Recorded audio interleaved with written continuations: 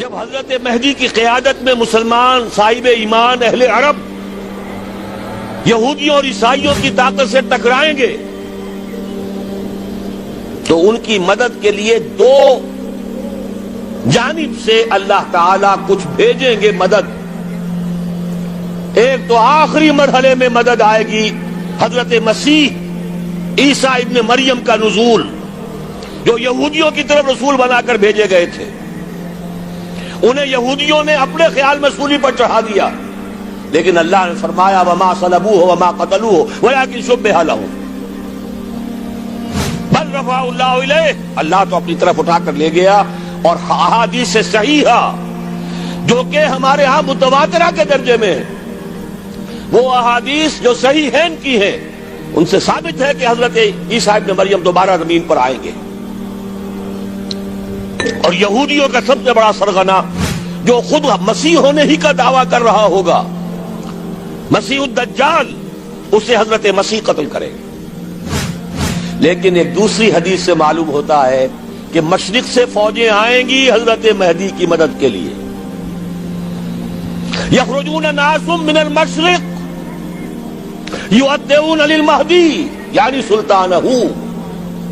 مشرق کی طرف سے فوجیں آئیں گی کہ جو مہدی کی حکومت کو مستحکم کریں گی.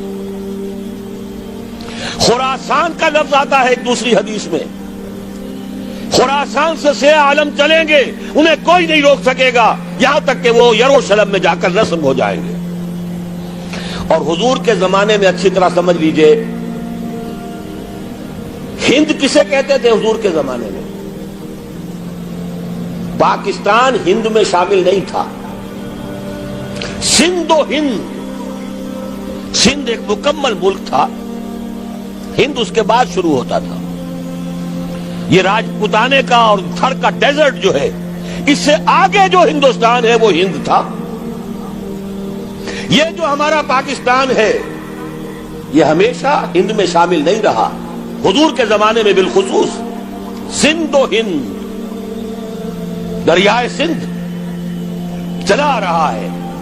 یہ ساری ٹریبیوٹریز جو پنجاب کے اندر اس کی ہیں، یہ سب ایک علیحدہ ملک ہے جو اس زمانے میں سندھ کہلاتا تھا. اور نمبر 2 یاد کیجئے، اس زمانے میں خراسان ایک علاقہ تھا جس میں موجودہ افغانستان کا 2/3، تھوڑا سا حصہ ایران کا، اور جہاں تک میں تحقیق کر سکا ہوں آج تک پاکستان کا بھی علاقہ، خاص طور پر مالاکنڈ ڈویژن جو اس خراسان میں شامل ہے.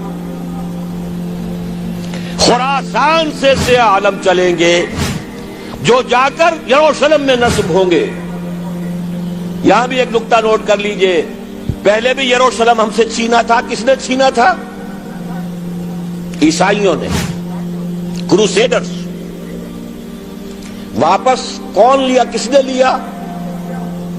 عربوں میں دم نہیں تھا، عرب عیاشیوں کی وجہ سے کھوکھلے ہو چکے تھے. واپس لینے والا صلاح الدین ایوبی، کرد خون. اب دوبارہ یروشلم لیا جا چکا. چھینا کن سے گیا؟ عربوں سے. عرب واپس لے سکتے ہیں؟ کوئی اندیشہ اگر ہو سکتا تھا عراق کے بارے میں کہ شاید اس کے ایٹمک دانت نکل آئے، جو سازش کی گئی، جس طرح اس احمق اور پاگل صدام حسین کو دام میں پھنسایا گیا.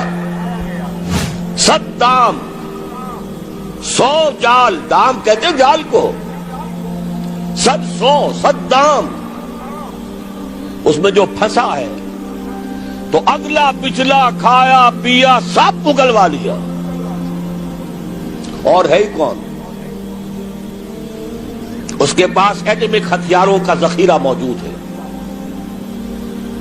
اور کسی کے وہ ایٹمک دانت بھی نکلنے نہیں دے رہے. پاکستان کے اوپر کتنا دباؤ، اور ہمیں نہیں پتا کتنا کچھ دباؤ قبول کیا جا چکا. یہ تو سبھی مانتے ہیں. کیپ کر دیا گیا، روک دیا گیا، آگے تو نہیں بڑھ رہا، یہ تو سبھی مانتے ہیں. رول بیک بھی ہو گیا یا نہیں کچھ پتا نہیں، لیکن کسی صورت یہ نہیں تسلیم کریں گے، قبول کریں گے کہ کسی مسلمان ملک کے پاس ایٹم بم آ جائے. یہودیوں کے پاس ذخیرہ موجود، سب جانتے ہیں. بہرحال یہ جان لیجئے اس علاقے سے امید ہوتی ہے. سندھ اور خراسان حالات بہت خراب ہیں ہمارے، اور حالات بہت خراب ہیں افغانستان کے بھی، لیکن حالات کے بدلتے اللہ تعالیٰ کی مشیت کے تحت دیر نہیں لگا کرتی. سیرت نبوی میں مجھے نظر آتا ہے سن 10 میں 10 نبوی ہجرت سے 3 سال پہلے 2.5 سال پہلے کہیں سے کوئی امید کی کرن نظر نہیں آتی تھی کہ عرب میں اسلامی حکومت قائم ہو جائے گی. 10 برس ہو چکے محمد رسول اللہ کو دعوت دیتے ہوئے، اور ابھی تک بمشکل 125 آدمی ہے. اپنے بل پر اپنے طاقت پر مکے میں رہ بھی نہیں سکتے. کیسے ہو جائے گا؟ کہاں سے ہو جائے گا؟ میں آج پوچھتا ہوں، کوئی سر بتائے کہیں سے کوئی امید کی کرن اس وقت نظر آتی ہے؟ اس ماحول میں لے جائیے. اگلے 3 سال میں کیا ہو گیا؟ پہلے سال 6، اگلے سال 12، اس سے اگلے سال 72، اور بیعت عقبہ ثانیہ ہجرت، اور وہاں سے اب حضور کی طرف سے شروع ہو گیا انیشیٹو. تو ہم نہیں کہہ سکتے. اللہ تعالیٰ کی قدرت، اللہ کی مشیت. یہ یقین ہے کہ دنیا کے خاتمے سے پہلے نظام خلافت قائم ہوگا، اور تمام دنیا میں ہوگا. ظاہر ہے کہیں پہلے کسی ایک جگہ سے ہوگا، جیسے حضور کے زمانے میں ہوا. اگر بیک وقت پوری دنیا میں ہو سکتا تو حضور کے دست مبارک سے ہوتا. اگر حضور کے دست مبارک سے بھی ایک ملک میں ہوا، جزیرہ نماء عرب میں ہوا، پھر حضور کے امتی ہیں نا، ابو بکر ہے، عمر ہے، عثمان ہے، صحابہ کرام کی فوجیں نکلی ہیں، امتی ہیں. امتیوں کے ہاتھوں اس کی توسیع ہوئی. اب بھی یہی ہوگا، کسی ایک علاقے میں ہوگا.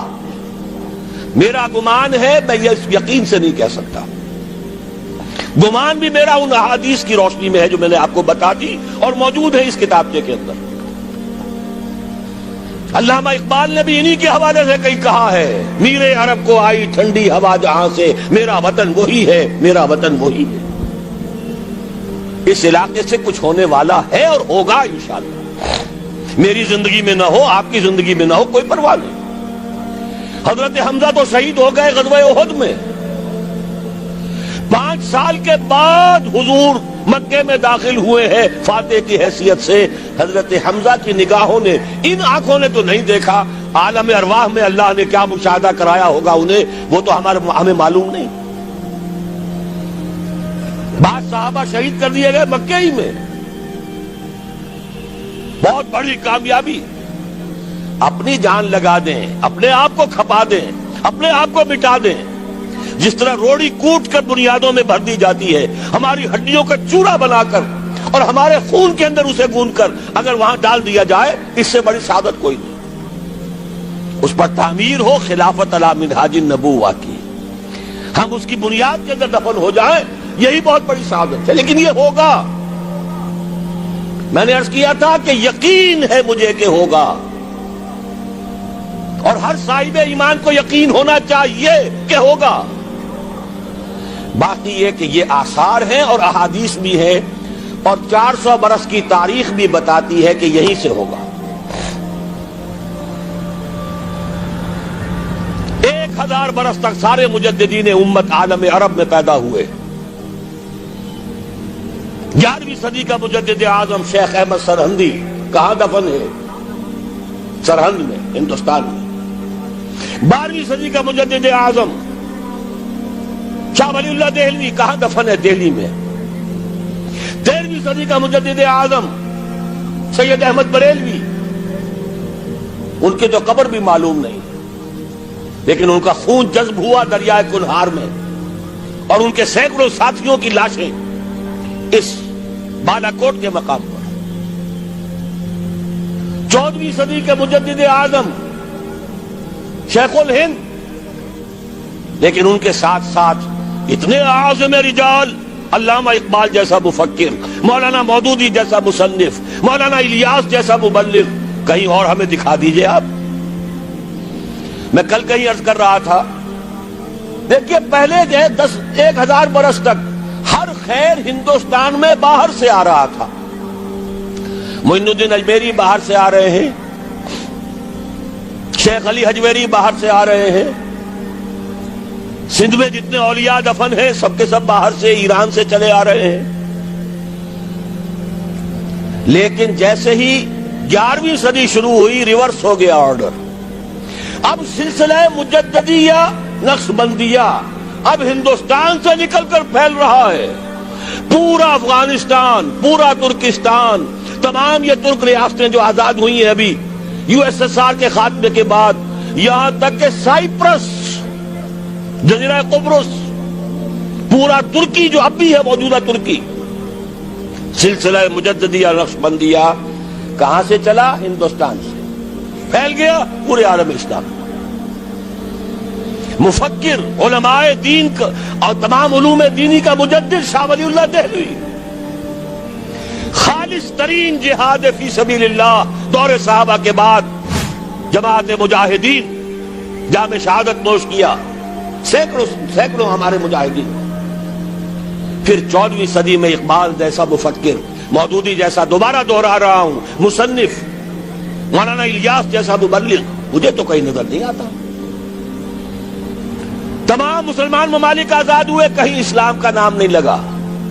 نہ سرکاروں نے نعرہ لگایا، نہ کہیں کسی اور نے نعرہ لگایا.